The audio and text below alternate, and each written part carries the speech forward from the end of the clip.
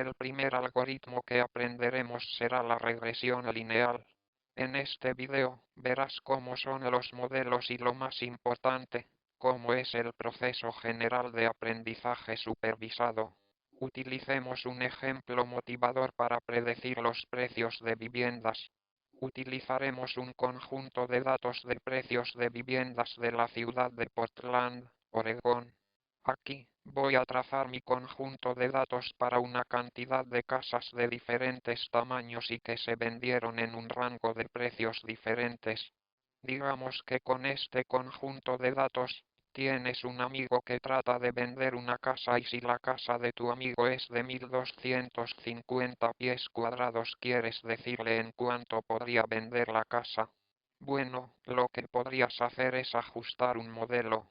Tal vez ajustar una línea recta con estos datos, y se ve así con base en esto, tal vez podrías decirle a tu amigo que, digamos, quizás podría vender la casa en aproximadamente $220,000 USD. Así que este es un ejemplo de un algoritmo de aprendizaje supervisado. Y es un aprendizaje supervisado porque se nos da la respuesta correcta para cada uno de nuestros ejemplos. Es decir, nos dice cuál fue la casa real, cuál fue el precio real de cada casa que se vendió en nuestro conjunto de datos y, además, es un ejemplo de un problema de regresión. El término regresión se refiere al hecho de que predecimos el resultado del valor real, es decir, el precio.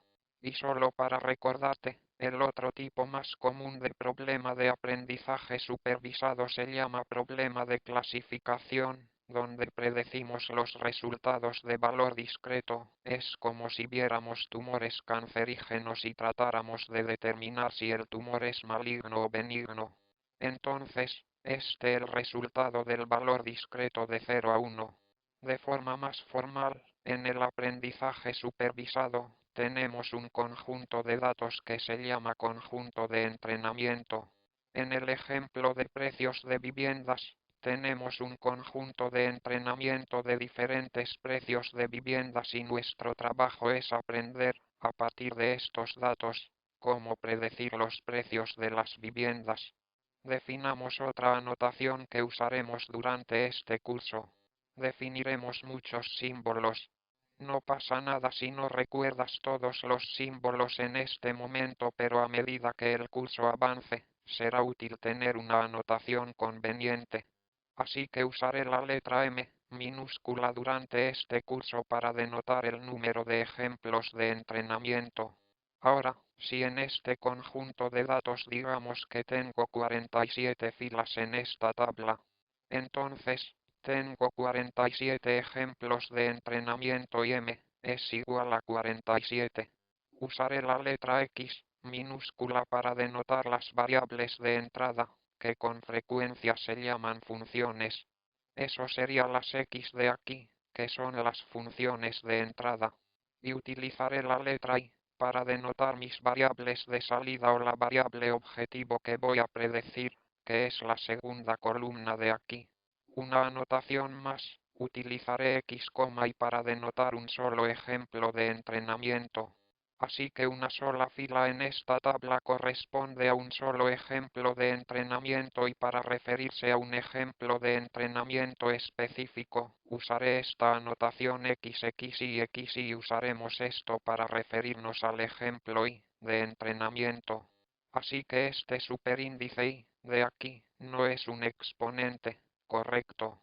En XX y X y el superíndice Y, entre paréntesis, es solo un índice en mi conjunto de entrenamiento y se refiere a la fila Y, en esta tabla, OK. Así que no es X, a la potencia de Y, Y, a la potencia de Y. En lugar de eso XX y XY se refiere a la fila Y, de esta tabla. Por ejemplo, XX1 se refiere al valor de entrada del primer ejemplo de entrenamiento que es 2104. Eso es X, en la primera fila, XX2 será igual a 1416, cierto. Esa es la segunda X y X1 será igual a 460. El primer valor de Y, de mi primer ejemplo de entrenamiento, eso es a lo que S1 se refiere. Como mencioné, de vez en cuando haré una pregunta para que sepas si has entendido y en algunos segundos en el video saldrá una pregunta de opción múltiple en el video. Cuando pase, por favor usa tu ratón para seleccionar cuál crees que es la respuesta correcta. Para definir qué es el conjunto de entrenamiento, así es como funciona el algoritmo de aprendizaje supervisado. Vimos que con el conjunto de entrenamiento como nuestro conjunto de entrenamiento de precios de viviendas, se lo damos a nuestro algoritmo de aprendizaje. El trabajo de un algoritmo de aprendizaje es producir una función que mediante convención generalmente está denotada por la letra H, minúscula y H, se refiere a la hipótesis. Y el trabajo de la hipótesis es una función que tome como entrada el tamaño de la casa, tal vez el tamaño de la casa nueva que tu amigo trata de vender, así que toma el valor de X, y trata de generar un valor estimado de Y, para la casa correspondiente. Entonces H, es una función que se traza de las X, a las Y. Con frecuencia la gente me pregunta por qué se llama hipótesis a esta función. Es posible que algunos de ustedes sepan el significado del término hipótesis del diccionario o de ciencia o de donde sea. Resulta que en aprendizaje automático, este es el nombre que se utilizó a principios del aprendizaje automático y de ahí quedó. Y puede que no sea un buen nombre para este tipo de función, para trazar, desde tamaños de casas y las predicciones, ya sabes. Creo que el término hipótesis tal vez no es el mejor nombre para esto, pero es la terminología estándar que se usa en el aprendizaje automático. No prestes tanta atención a por qué la llaman así. Al diseñar un algoritmo de aprendizaje, lo siguiente a decidir es cómo representar esta hipótesis H. Para este video y en los siguientes videos, escogeré nuestra elección inicial para representar a la hipótesis, que será la siguiente. Vamos a representar H de la siguiente manera.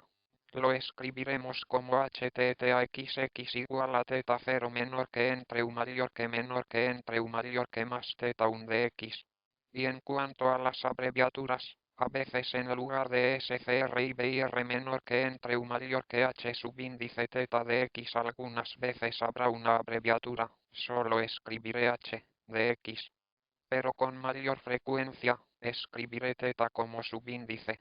Y al trazar esto en las imágenes, significa que vamos a predecir que Y es una función lineal de X.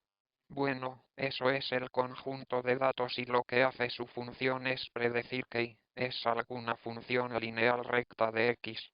Eso es h de X igual a teta 0 más teta 1 X ok. ¿Y por qué una función lineal? Bueno, a veces también queremos ajustar funciones más complicadas o tal vez no lineales. Pero ya que este caso lineal es un componente simple, iniciaremos con el primer ejemplo para ajustar funciones lineales, y trabajaremos sobre esto para, finalmente, tener modelos más complejos y algoritmos de aprendizaje más complejos. Deja que le dé un nombre a este modelo en especial. Este modelo se llama regresión lineal o, este por ejemplo, es una regresión lineal real con una variable que es X, y predice todos los precios como funciones de una variable X. Otro nombre para este modelo es regresión lineal univariante. Univariante es solo una forma elegante de decir una variable. Así que, esto es la regresión lineal. En el siguiente video, empezaremos a ver cómo implementar este modelo.